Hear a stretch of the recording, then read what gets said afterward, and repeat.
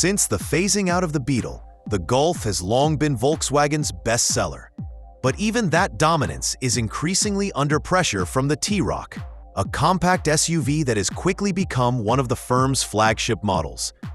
Over 2 million examples have been sold since its introduction towards the end of 2017, and it has become a staple of the Volkswagen model lineup.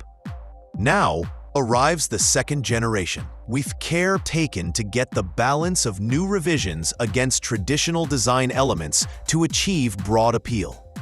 Rather than taking risks, Volkswagen has played safe with evolution-style updates intended to satisfy current customers and attract new ones to the fold in highly competitive periods. The T-Roc is actually a crossover of the Golf, positioned between the smaller T-Cross and larger Tiguan. This positioning has helped it build a strong niche in the massive SUV offerings of the brand. When redesigned, size has visibly increased, reflecting a shift towards greater practicality and comfort. The new T-Roc is 172.1 inches in length, an increase of 4.8 inches over the previous one. Some of that growth has been invested in the wheelbase, now at 103.5 inches, or roughly equivalent to more rear legroom, a shift that does not so much weather a trend as react directly to customer grievance on interior room. Exterior-wise, the 2026 T-Roc echoes contemporary design influences prevalent within the sector. The R-Line trim, more significantly, highlights these styling cues with features such as unbroken LED light bars at front and rear, giant exhaust-style trim elements, backlit VW emblems, and lots of glossy black trim.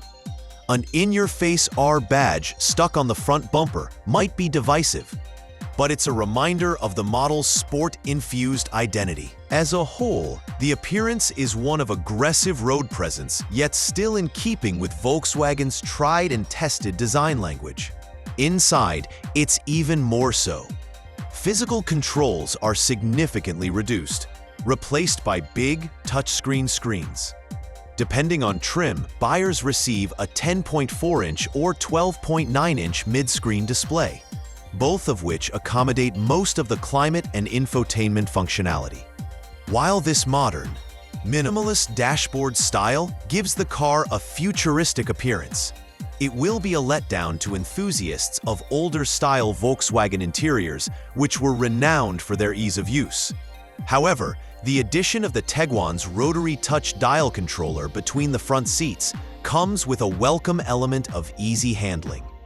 Understanding the customer's need for haptic touch, Volkswagen has committed to bringing back physical knobs and buttons for primary functions in subsequent models, though these changes cannot be made in the current production line. Another major change is the moving of the gear lever. Goodbye to the fiddly old lever, hello column-mounted shifter. This comes in combination with the demise of the 6-speed manual box, so the new T-Roc will be initially available with just a dual-clutch automatic box.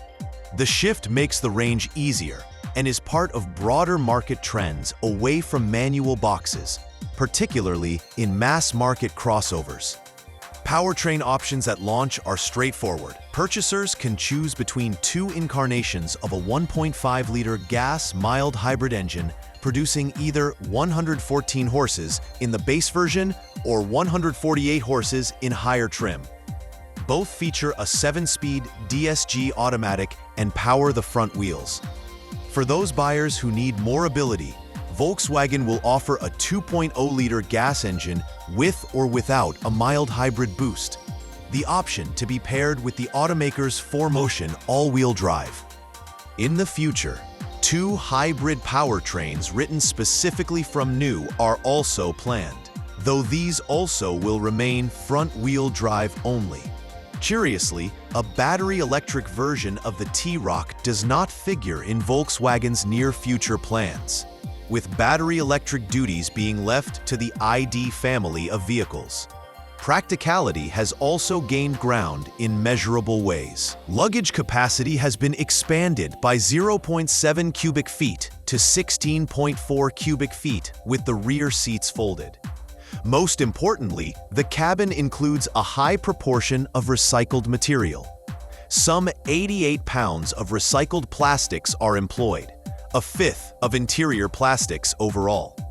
This sustainability milestone has the T-Roc as the first Volkswagen model to employ so much recycled content, marking the brand's commitment to cleaner production processes. Efficiency improvements extend beyond materials. Aerodynamics improvements have cut the drag coefficient by 10%, down to 0.29.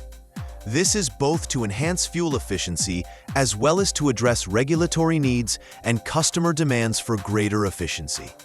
Wheel sizes are also offered in higher variations, with customers now able to get 20-inch alloys rather than the previous 19-inch maximum, although the larger wheels come at the expense of some ride quality for the purposes of looks. Performance enthusiasts will not be left behind either.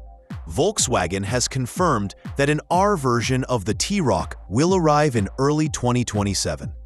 The model will allegedly employ the most potent iteration of the 2.0-liter turbocharged inline-4 engine, commonly referred to as the EA888.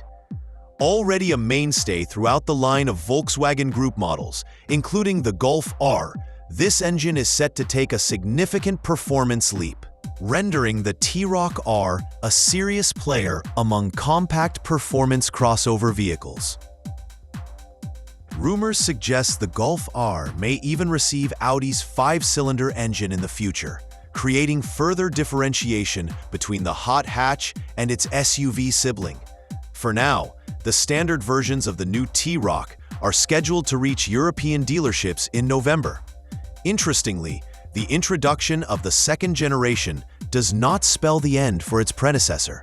First-generation T-Roc convertible will be here until 2027, one of the few open-tops crossovers left on the dealers' lots. Counterintuitively, this goofy body style has performed unexpectedly well, even outselling traditional convertibles such as the Mazda MX-5 Miata and BMW Z4 in Europe last year. In doing so, it has succeeded where previous non-traditional crossovers like the Nissan Murano Cross Cabriolet and Range Rover Evoque convertible faltered. Regional availability is still focused on Europe, with Volkswagen not intending to bring the T-Roc to America. American buyers will continue to be served by the Taos, which is Volkswagen's value SUV there. In Europe, however, the T-Roc has been a phenomenon. Sales figures in the first half of the year show that it has even outsold the Golf, with 127,309 registered against 119,959 for the years-long bestseller. It is a success that has a lot to say about shifting customer sentiment. As SUVs increasingly dominate over traditional hatchbacks, even in places where compact cars have dominated for years.